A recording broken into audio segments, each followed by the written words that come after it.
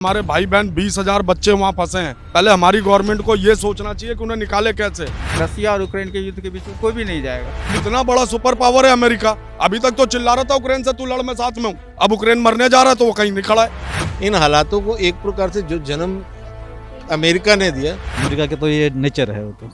रूस और यूक्रेन के बीच छिड़े विवाद के बीच अब रूस ने यूक्रेन पर चौतरफा हमला बोल दिया है। रूस ने यूक्रेन पर धरती, आसमान और पानी सभी तरफ से हमला बोल दिया है। अब ये समय यूक्रेन के लिए काफ़ी संकट भरा है। अब ऐसे में दूसरे देशों पर, दुनिया भर के दूसरे देशों पर तीसरे विश्व युद्ध का खतरा मंडरा रहा है। तीसरे विश्व युद्ध के बादल पूरी तरीके से छा गए हैं। कहा जा रहा है ये लड़ाई तीसरे विश्व युद्ध की ओर जा रही है। अब ऐसे में कौन किसका साथ देगा, अमेरिका किसका साथ देगा, भारत किसका साथ देगा, अब इन्हीं कुछ सवालों को लेकर आज हम पब्लिक के बीच आए हैं और पब्लिक से जानेंगे कि भारत किसका साथ देगा और इस लड़ाई में अमेरिका का क्या रोल है। तो चलिए पब्लिक से जानते हैं।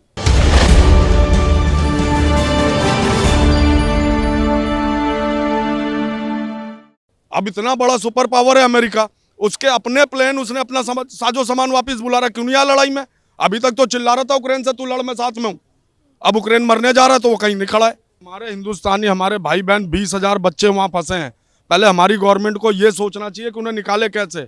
वहाँ से फोन कर रहे हैं, वो लगातार एडवाइजरी जारी कर रही है, रेस्क्यू ऑपरेशन भी चला चुकी है। वो कह रहा है एम्बेसी में हम फोन कर रहे हैं, फोन करके दिखा रही है कि वो फोन नहीं उठा रहे। पहले हम ये सोचे कि हमारे भाई बहन कैसे आएंगे वापिस। वो दूसरा मुल्क है, वो क्या कर रहे हैं उनका मसला है। वो हम अपने भाई बहन को देखें, पहले हम अपने आप को बचाएंगे कि दूसरे को बचाने कूदे। भारत को अपने बचाव के लिए और क्या करना चाहिए? सबसे पहला काम यह है कि हमारे भाई बहन जो फंसे हैं वो आने चाहिए, किसी भी तरह उन्हें रेस्क्यू करो। वाकई अमेरिका नहीं देगा यूक्रेन का साथ? नहीं, अमेरिका और यूरोपियन देश जो हैं सिर्फ उनको हेल्प कर रहे हैं। बता रहे थे पहले ही जो युद्ध होगा तो हम आपको मदद करेंगे, लेकिन कोई भी रसिया और यूक्रेन के युद्ध के बीच में कोई भी नहीं जाएगा।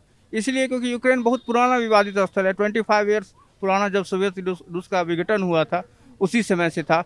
अब जो पुतिन है उसको अपने में मिलाना चाहते हैं। भारत के पास में भी दो पड़ोसी देश है जो हाथ से कट के निकले हैं, ऐसे बांग्लादेश, पाकिस्तान। हो सकता है इंडिया भी वही रूस वाली नीति अपनाए। अमेरिका ने इस लड़ाई को भड़काया है ये कह के कि यूक्रेन का साथ दे देंगे।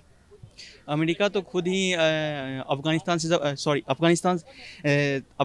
जब पुल आउट किया था तो अमेरिका खुद ही कमज़ोर नज़र आ रही थी।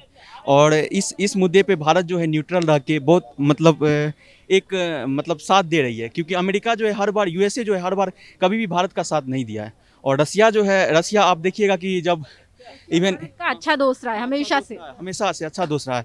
ये अलग बात है कि रसिया को भी अब एक शांति व्यवस्था स्थापित करना चाहिए। तो हमें नहीं लगता है कि यूएसए कुछ कर पाएगी इसमें। भारत किसका साथ दे सकता है, क्या लगता है? एज अ इंडियन किसी का मतलब स्टैंड तो इंडिया ने लिया नहीं है। इंडिया इज ए मतलब थर्ड नेशन में था अब तक, तो अभी भी मतलब वो अपनी इकोनॉमी, अपने लोगों, अपनी पॉपुलेशन के लिए ही मतलब सोचता है। तो I don't think India will take any stand between the conflict of two other nations until and unless India's own interests are involved in it. लड़ाई में, दो देशों की लड़ाई में यूक्रेन पिस रहा है, अमेरिका और रूस की। डेफिनेटली यूक्रेन क्योंकि इतना पावरफुल है नहीं, और जो वो डिपेंड कर रहा है और कंट्रीज़ के ऊपर। अभी नेक्स्ट 48 आवर्स के अंदर वो पता चल जाएगा कंट्रीज़ उनको बाहर से सपोर्ट कर रहे हैं और इधर they will support military also. लेकिन यूक्रेन को ऐसा करना नहीं चाहिए था because Russia is very powerful. तो उनको कुछ ऐसा करना है, टॉक्स के जरिए कुछ निकाल लेते।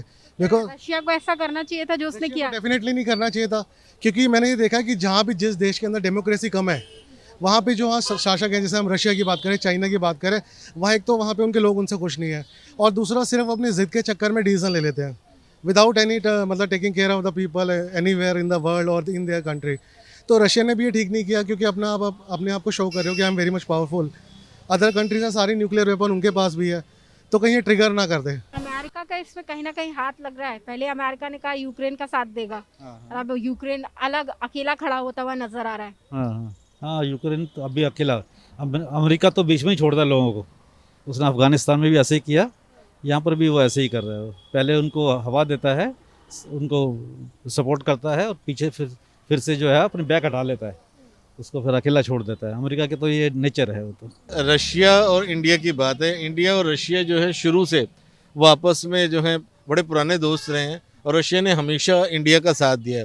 तो ऐसे में जैसे शुरुआत अमेरिका ने करी, यूक्रेन को उस समय भड़काया, और इस जो आज युद्ध, ये जो हालात बने हुए हैं, इन हालातों को एक प्रकार से जो जन्म अमेरिका ने दिया, तो ऐसे में मैं तो ये कहूँगा कि इंडिया को, मेरी अपनी पर्सनल राय तो ये है कि इंडिया को जो है वो रशिया का जो है साथ देना चाहिए। और बाकी तो युद्ध लड़ाई जो है वो किसी भी चीज़, मानवता का तो भला है नहीं इसके अंदर। तो क्या लगता है आपको कि ये जो विश्व युद्ध इस समय अब छिड़ने वाला है या हो सकता है, तो क्या लगता है? युद्ध स्टार्ट हो चुका है, अभी जस्ट लाइव ने देखा है काफ़ी चैनल पर। तो अभी क्या है कि भारत को कूटनीति का सहारा लेके दोनों पक्षों में सुलह कराना चाहिए, ताकि जो भी मानवता का हास होगा उसको पूरी कोशिश करनी चाहिए, ताकि दुनिया में जो अभी युद्ध छूट गया तो चारों तरफ हाहाकार मच जाएगा, एटम बम फूटेगा, बहुत सारी मौतें, लाखों करोड़ों लाखों तक भी मौतें हो सकती है। जैसा कि अपने सेकेंड वर्ल्ड वॉर में हुआ था, जब अमेरिका ने जापान पर बमबारी किया था, तो इसमें करीब 2 लाख 3 लाख जापानीज मरे गए थे, काफ़ी लोग मरे गए थे। तो मानवता को बचाने के लिए मोदी जी को बहुत अहम भूमिका अदा करना पड़ेगा और कूटनीति का सहारा लेकर मतलब कि दोनों पक्षों में सुलह कराना पड़ेगा। तो रशिया और यूक्रेन की इस लड़ाई में, जो कि तीसरे विश्व युद्ध की तरफ आगे बढ़ रही है, उसमें ज़्यादातर लोगों को ये लगता है कि कहीं ना कहीं अमेरिका ने ही इस लड़ाई को भड़काया है और अब अमेरिका ही इस लड़ाई को बीच में छोड़कर, यूक्रेन का बीच में साथ छोड़कर भाग रहा है। तो ऐसे में यूक्रेन एक बहुत छोटा देश है, तो उसे कहीं ना कहीं रशिया के सामने झुकना ही पड़ेगा।